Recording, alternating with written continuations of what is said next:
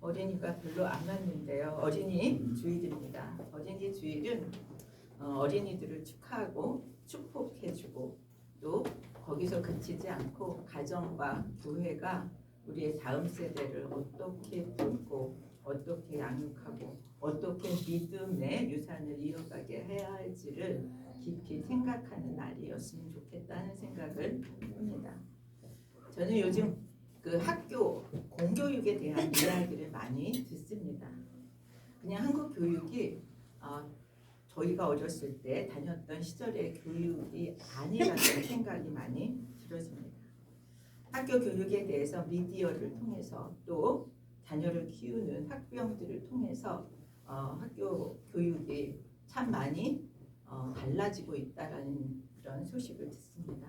어떤 교육감이 그 지자체의 그 교육감이 되느냐에 따라서 또 어떤 교과 과목을 가진 선생님이 어떤 편향성을 가지고 있느냐에 따라서 책의 결정, 교과서를 결정하는 것이 달라지고 교과 내용도 달라지고 하는 것을 이야기를 듣습니다. 그래서 아이들이 우리가 건전하다고 생각하는 도덕과 윤리와 상식이 아닌 다른 그런 가치관을 배우기도 한다는 소식을 들으면서 더욱 가정과 교회가 정말 아이들을 바르게 교육하고 또 바른 가치관과 그런 기독교적인 세계관을 가르칠 그런 책임이 있다라는 생각을 하게 됩니다. 오늘 어린이 주일을 맞으면서 어린이 또 우리의 다음 세대를 축복하고 예수님처럼 어린아이들을 품어주고 하나님의 사람으로 그들이 세워질 수 있도록 그렇게 간절한 바람을 가지고 오늘 말씀을 같이 살펴보려고 합니다. 오늘 본문에서 예수님은 어린아이들을 축복하고 어린아이들과 천국과 관련해서 교훈을 주고 있습니다. 어린아이와 같아야 천국에 들어갈 수 있다라고 하는 말씀을 하시죠. 오늘 말씀에서 우리가 아는 바대로 예수님께 나오는 사람들을 제자들이 제지합니다. 그리고 오히려 그 제지하는 제자들을 예수님은 책망하고 아이들을 안고 축복해 주십니다. 예수님께 나오는 아이들을 제자들이 책망했던 이유는 예수님이 쉬지 않고 그런 안수하고 기도하고 너무 힘드니까 좀 쉴 틈을 좀 주려고 했던 게 아닌가 하는 생각을 합니다. 마가복음 10장 13절에서 사람들이 예수님께 데리고 와서 아이들을 데리고 와서 하고자 했던 것들이 있습니다. 뭐냐면 예수님이 안수해 주기를 바랬다라고 얘기하죠. 근데 제자들은 그것을 말렸고 그것을 보고 오히려 예수님은 노했다라고 얘기하면서 이들이 오는 것을 금하지 말아라 라고 얘기합니다. 근데 왜 사람들은 아이들을 예수님께 데리고 와서 만져달라고 안수해달라고 했을까요? 당시의 문화는 지금도 많이 그렇습니다. 당시 유대 사회에서는 어린아이들을 위대한 위인이나 훌륭한 선생에게 데리고 가서 축복받는 풍습이 있었대요. 그래서 그러한 풍습이 자녀들이 예수님이 그 당시에 많은 일들을 하셨고 많은 역사를 이루셨기 때문에 그 예수님께 데리고 왔다는 거죠. 그러한 풍습은 지금 우리 사회에서도 자녀들이 훌륭한 사람들을 만날 기회를 주고 싶어하는 것과 마찬가지의 의도가 있었다고 생각되어져요. 훌륭한 사람들을 만나서 그들을 보고 배우면서 자신들도 그렇게 훌륭하게 되어지기를 바라는 부모들의 그런 바람에 있었다는 거죠. 그래서 그들은 그냥 예수님께 데려오는 일이 자기들의 풍습대로 훌륭한 예수님께 아이들을 데리고 왔던 거죠. 그리고 예수님의 축복을 아이들이 받기를 원했습니다. 예수님께서 제자들이 막는 것을 보고 노하시고 하신 말씀이 14절 15절의 말씀이죠. 아이들이 내게 오는 것을 용납하고 금하지 말라. 하나님 나라가 이런 자들의 것이다 라고 말씀합니다. 그러면서 누구든지 하나님 나라를 어린아이와 같이 받들지 않는 자는 결단코 그것에 들어갈 수 없다라고 얘기합니다. 어린아이들을 안고 그 위에 안수하시고 축복해 주셨습니다. 오늘 예수님이 하신 이 일을 통해서 우리는 몇 가지 교훈을 받을 수 있다고 생각되었습니다. 부모에게 자녀는 무엇입니까? 하나님의 선물인 줄 압니다. PPT 한 장 넘겨주실래요? 거기 보면 시편 127편 3절에 보면 자식은 여호와의 주신 기업이여 태의 열매는 그의 상급이로다. 이렇게 얘기해요. 자식은 분명 키우면서 어려움도 많지만 하나님이 주신 선물입니다. 하나님이 주신 선물은 뭐예요? 선물이라고 해서 내 것이다 마음대로 할 수 있는 게 아니라는 거죠. 왜냐하면 하나님은 인간을 만들 때 처음 태어나는 순간부터 독립된 인격체로 세워주셨다는 거예요. 그런데 신체적으로 경제적으로 혼자 힘으로 설 수 없을 때까지 위탁해서 맡기셨습니다. 장성할 때까지 자녀들은 부모에게 의존하고 부모의 보호 가운데 있고 부모의 말을 들으면서 양육을 받습니다. 그런데 일정 기간이 지나면 뭐예요? 하나님이 맡기신 일정 기간이 지나면 그 자녀들은 독립하게 되어집니다. 육체적으로도 독립하고 또 정서적으로도 독립하고 경제적으로도 다 독립해야 한다는 거죠.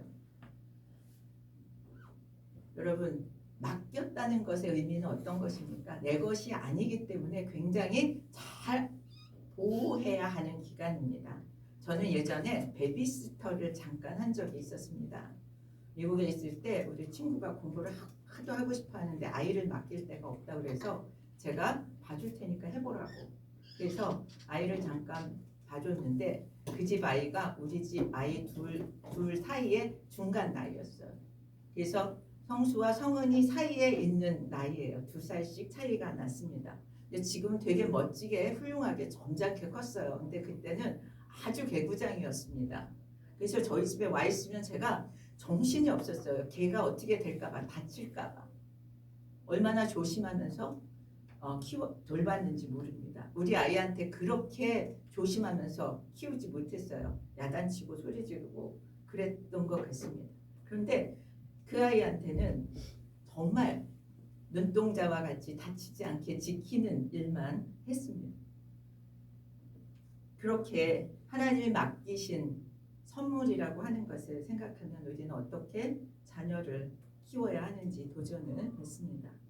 그러면서 독립된 인격체라고 하는 것을 성경에서 반복해서 얘기합니다. 고라가 모세를 대적한 죄로 심판을 받을 때 뭐라고 얘기하냐면 그의 아들들은 아비의 죄에 가담하지 않았기 때문에 아들은 죽임을 당하지 않는 그런 사건이 있었습니다. 하나님이 독립된 인격체로 자녀를 주었기 때문에 그렇게 우리도 대우해야 한다라고 하는 말씀이라고 생각되어집니다. PPT 한 장만 더 넘겨주실래요? 에레미야 31장 29절부터 31절까지 보면은 신포도주, 그러니까 조상의 죄악에 대해서 그 후세에게 자손에게 묻지 않는다라고 하는 것을 신포도주의 비유를 설명해서 포도의 비유를 설명해서 얘기합니다. 아버지가 신포도주를 먹었다고 아들이 이가 시다고 하지는 않는다라고 하는 얘기를 하면서 자기의 죄악으로 말미암아 자기가 각자가 죽음을 당하는 것이지 그 부모의 것이 그대로 이어지지 않는다라는 이야기를 합니다. 그렇습니다. 하나님은 우리에게 자녀를 선물로 주셨습니다. 하나님이 주시지 않으면 우리는 받을 수 없습니다. 아브라함이 100세가 되어서도 하나님이 뭐예요? 허락하시니까 100세에 이삭의 아들을 얻었습니다. 한나는 눈물로 기도하고 아들을 사무엘을 낳았습니다. 하나님이 주신 선물이기에 성경은 우리가 어떻게 자녀를 존귀하게 대해야 하는지를 말씀합니다. 저도 자녀에 대해서 많은 생각을 합니다. 그런데 이 말씀을 묵상하면서 하나님은 각자에게 주신 자녀가 최고의 선물이라고 그렇게 말씀하시는 것 같았습니다. 우리가 누군가에게 선물을 할 때 그 사람에게 가장 좋은 것을 주려고 객관적으로는 그것이 비싸고 비싸지 않고에 관계없이 그 사람에게 어떤 게 가장 좋을까를 생각하면서 선물을 준비하지 않습니까? 하나님도 우리에게 그렇게 선물로 자녀를 주실 때 그렇게 우리 각자에게는 최고의 선물로 자녀를 주셨다고 믿습니다. 그게 우리의 믿음이어야 할 거라는 생각을 하게 됩니다. 어느 집 자식이 성공했으니 최고의 선물이고 그렇지 못하면 최고의 선물이 아닌 게 아니라는 것이 오늘 말씀을 대하면서 우리가 가질 태도라는 생각을 하게 됩니다. 우리 가정에 보내신 하나님이 특별한 마음을 가지고 보내신 선물이라는 거죠. 그 최고라고 내게 최고의 선물이라고 하면서 받은 우리는 그 선물을 어떻게 대해야 하는지 우리는 생각해 볼 필요가 있습니다. 우리가 선물을 누군가에게 할 때 어떤 생각을 가지고 어떤 뜻을 가지고 선물합니다. 그런 것처럼 우리에게 주신 선물이기에 선물을 주신 하나님의 뜻에 맞게 합당하게 키워내야 할 줄 믿습니다. 우리가 이렇게 하면 좋겠다라는 생각을 가지고 부모가 원하는 사람으로 키우려고 노력합니다. 그런데 하나님은 하나님이 원하시는 사람으로 키워지기를 원하시는 줄 믿습니다. 근데 그거 참 어렵죠. 하나님이 원하시는 것은 어떤 것일까? 그래서 우리는 자녀를 키우면서 하나님께 기도하면서 인도함을 받으면서 키울 수밖에 없다라는 생각을 하게 됩니다. 하나님 마음에 맞는 사람으로 키우는 것이 가장 바람직하게 잘 키우는 것이다 라고 하는 생각을 합니다. 우리의 자녀들은 언제나 그럴 때 주님의 사랑 가운데서 성장하게 될 줄 믿습니다. 또 여기 본문에 보면 부모들이 예수님께 아이들을 데리고 나옵니다. 근데 데리고 나오는 이유를 분명하게 설명하죠. 13절에 보니까 뭐라고 얘기해요? 만져주심을 바라고 나왔다고 얘기합니다. 이 얘기는 예수님의 축복을 받도록 하기 위해서 아이들을 예수님께로 데리고 왔다는 것입니다. 예수님을 아이들이 만날 수 있도록, 그것이 하나님이 우리에게 자녀를 맡긴 부모가 할 일이라는 생각을 우리는 해야 되는 거죠. 가족과 함께 예배하는 것, 그것을 통해서 자녀가 예배를 배우게 되죠. 예배가 생활이 되기를 축복합니다. 때로는 지루하고 재미가 없어도 그 시간에 아이들은 듣고 있는 것을 우리는 경험합니다. 아이들이 좀 움직여도 괜찮습니다. 시끄러워도 괜찮습니다. 좀 부산해도 괜찮습니다. 그 가운데 하나님의 말씀이 저들에게 들려지는 줄 압니다. 우린 어린아이가 올 때 예배드리다가 그냥 나갑니다.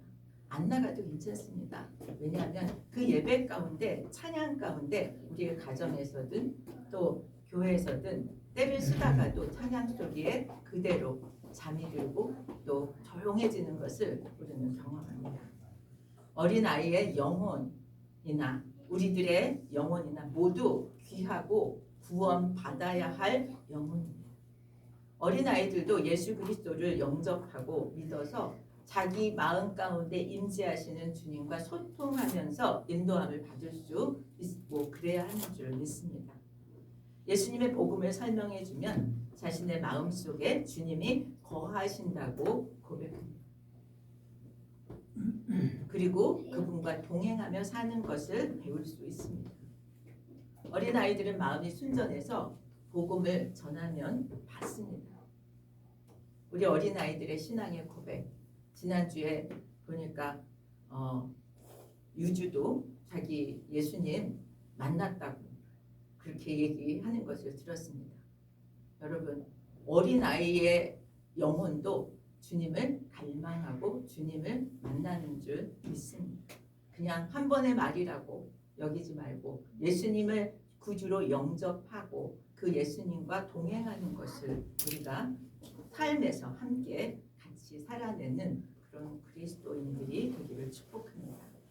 처음 만난 사람에게 복음을 전하다 보면 나도 어릴 때 교회 다녔어요 또는 예수를 믿었어요 하는 사람들을 만납니다. 그리고 어려운 일을 만났을 때 다시 예수님을 찾게 되는 것을 보게 됩니다. 어른이 된 우리뿐만 아니라 어린아이들도 그 마음속에 예수님을 주님이라고 고백하는 것이 우선임을 알게 되고 그렇게 우리가 가르치기를 원합니다. 오늘 본문의 저자 마가는 어린 시절 어머니의 신앙을 본받았을 것으로 보여집니다. 마가의 어머니는 예수님을 잘 섬겼던 사람이고 예수님의 마지막 그 만찬, 최후의 만찬의 장소를 제공했던 가정입니다. 저는 최후의 만찬을 제공했던 그 가정이 그날만 만찬을 제공했을 거라고 생각하지 않습니다. 그 가정은 늘 열려 있었고 그 가정은 예수 믿는 사람들이 모였던 곳이라고 여겨집니다. 예수님이 이 땅에 살아계실 때 마가의 나이를 추정해보면 서너 살이었을 것으로 추정합니다. 서너 살의 기억을 잘 갖고 있는 사람 별로 없습니다. 그래서 예수님을 기억하지 못할 수밖에 없습니다. 그런데 마가가 어떤 일을 했는지 아십니까? 마가는 성경, 복음서의 최초의 기록자입니다. 마가복음이 복음서에 가장 먼저 쓰여졌고 나머지 복음서들이 마가복음을 토대로 해서 써졌습니다. 그 결과 나중에 마가는 어떤 사람이 되었느냐 하면 베드로를 보좌하는 전도사 역할을 하게 되었습니다. 신앙 위주의 가정 분위기를 만들고 또 주님의 사랑과 보호 가운데 안정감 있게 우리의 자녀들이 자라기를 바랍니다. 그런데 저는 이것은 혼자 할 수 없습니다. 엄마 혼자서, 아빠 혼자서 할 수 없습니다. 엄마, 아빠가 함께 믿음을 갖고 힘을 합해서 그렇게 믿음의 그런 안정된 분위기 속에서 자녀를 양육하게 되기를 예수 그리스도의 이름으로 축원합니다. 하나님 중심으로의 삶은 시간을 들여야 하고 삶의 우선순위를 다시 재편하면 어린이들의 성장 과정에서도 삶의 우선순위가 바로잡히게 될 것이고요. 또 그것이 바로잡히면 자신의 인생에서 해야 하는 일들을 잘 수행하게 될 줄 믿습니다. 우리들의 자녀들을 향한 계획과 목표들이 있습니다. 자녀를 향한 그런 계획과 목표가 하나님을 잘 섬기는 자녀를 양육하는 것이 되었으면 좋겠습니다. 그리고 그것을 통해서 세상에 성공과 성취가 따라오게 될 것을 기도로 우리가 이루고 성취하게 되기를 소원합니다. 우리의 자녀들이 어릴 때부터 청소년기를 지나면서 자신의 그런 비전을 하나님이 주시는 꿈으로 그렇게 채워가면 성경에 나오는 많은 인물들처럼 성공한 많은 인물들처럼 요셉처럼 다니엘처럼 디모데처럼 마가처럼 하나님을 기쁘시게 하고 또 부모에게 큰 기쁨이 되는 그러한 자녀들이 될 줄 믿습니다. 아직 기회는 많이 있습니다. 저는 기대합니다. 또 오늘 말씀을 통해서 어린 자녀들을 통해서 우리가 배워야 할 것은 제자들은 아이들을 무시하고 소홀히 여겼지만 예수님은 하나님 나라가 이런 자의 것이라고 말씀합니다. 어떠한 모습이 하나님 나라가 어린아이의 것이라고 말씀하셨는지요. 2000년 전에는요. 왜 이 말이 나왔는가 하면 2000년 전에는 여자와 사람을 사람 수에 카운트하지 않았어요. 세지 않았어요. 그래서 2000년 전에는 어느 나라와 민족을 망라하고 아이들을 무시했습니다. 그러니까 예수님이 아이를 금하지 말라고 그러고 이런 자들이 갈 것이라고 한 그런 배경에는 그것은 매우 혁신적인 예수님의 그런 반응이었어요. 아이들을 무시하고 이렇게 옆에 치워놓는 것이 일반적인데 예수님은 그렇지 않았다는 거예요. 심지어 당시에 로마 사람들은 아이를 낳으면 아버지가 보고요. 살펴보고 마음에 들면 애를 키우고 아니면 강물에 아이를 던졌다고 합니다. 그렇게 아이를 우습게 여겼던 그때의 예수님은 그들을 귀하게 여기고 그들을 안고 축복을 하셨다는 거죠. 유대인들은 인구조사할 때 몇 살부터 계사요? 20세부터 계수하는데 계수하는 숫자에 여자와 아이들은 넣지 않습니다. 왜냐하면 여자와 아이들은 사람이 아니니까. 그래서 20세 이상의 남자만 계수했던 거죠. 아이들이 오는 것을 물리친 제자들의 행동은요. 뭐 잘못된 게 아니었어요. 그 당시 문화였습니다. 그런데 예수님의 반응은 그들의 문화에서는 매우 혁신적이었고 매우 적합하지 않은 태도였죠. 왜 예수님은 어린아이와 같은 자가 하나님 나라에 들어갈 수 있다라고 얘기했는가 하면 그들의 순전함에 대해서 그렇게 얘기했다고 생각합니다. PPT 한 장만 넘겨줄래요? 거기 1절에 보면 베드로전서 2장 1절에 보면 그러므로 모든 악독과 모든 기만과 외식과 시기와 모든 비방하는 말을 버리고, 이거 누가 가지고 있다는 거예요? 어린아이와 대조되는 사람들이니까 어른들이죠.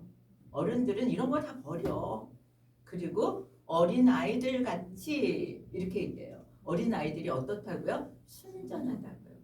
퓨어한 거예요. 퓨어.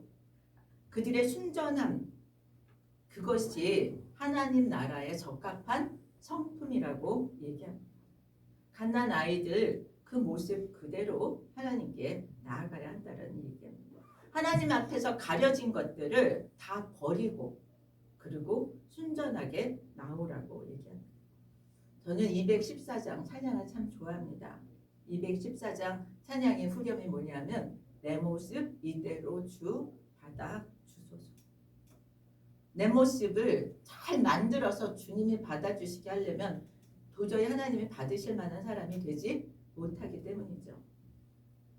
그래서 이걸 제가 내 모습 이대로 주받아 주옵소서를 영어로는 어떻게 쓰여 있나를 찾아보니까 나의 연약함에도 내가 허물이 많음에도 나의 수치스러움에도 사랑으로 나를 환영하시네, 이런 의미입니다. 그러니까 우리의 모습을 그대로 하나님께서는 받으시기에 우리가 아이들처럼 순전하게 그렇게 나아가는 하나님이 우리를 붙드시고 환영해 주신다고 말씀합니다. 그것이 아이들에게 있는 속성인데 우리가 그것은 그들을 보고 닮아야 된다는 의견입니다. 두 번째, 아이들에게 배워야 할 것은 겸손이라고 얘기하죠. 아이들은 엄마 아빠가 모든 걸 다 해줄 수 있다고 생각하죠. 요즘 안에도 그럴 거예요. 이 세상에 엄마 아빠가 못 해줄 게 없죠. 그래서 아이들은 부모의 뭐예요? 의존성이 굉장히 높습니다. 부모를 의존하고 나는 못하니까 해달라고 이렇게 의존하죠. 예수님은 어린아이들의 이런 의존성을 겸손함으로 보십니다. 겸손해야 의존할 수 있는 거죠. 우리가 예수님께, 하나님께 겸손하게 의존하라고 말씀합니다. PPT 한 장만 더 넘겨주세요. 베드로전서 5장 5절 6절에 보면 자, 장로들에게 순종하고 다 서로 겸손으로 허리를 동이라 이렇게 얘기하시고 교만한 자를 대적하시되 겸손한 자들에게 은혜를 주시느니라 그렇게 말씀하시고요. 하나님의 능하신 손 아래서 겸손하라. 때가 되면 너희를 높이시리라.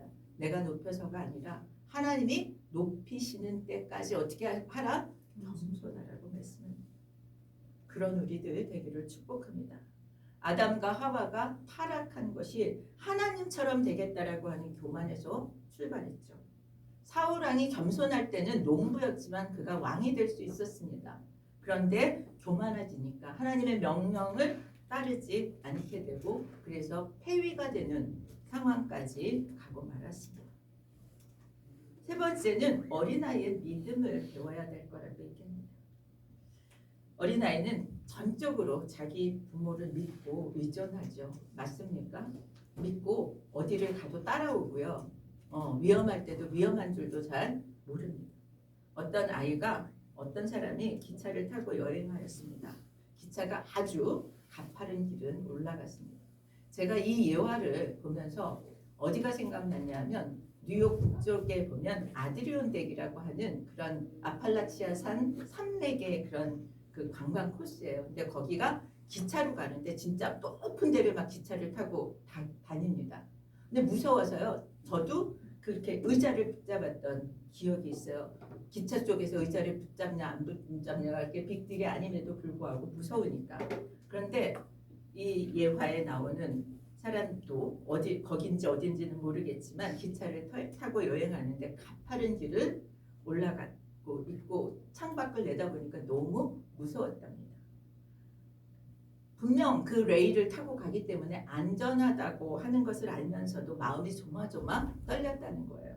그런데 한 아이가 아주 유쾌하게 노래를 부르고 신나게 차창밖을 구경하고 있었답니다. 그래서 그 아이에게 물었대요.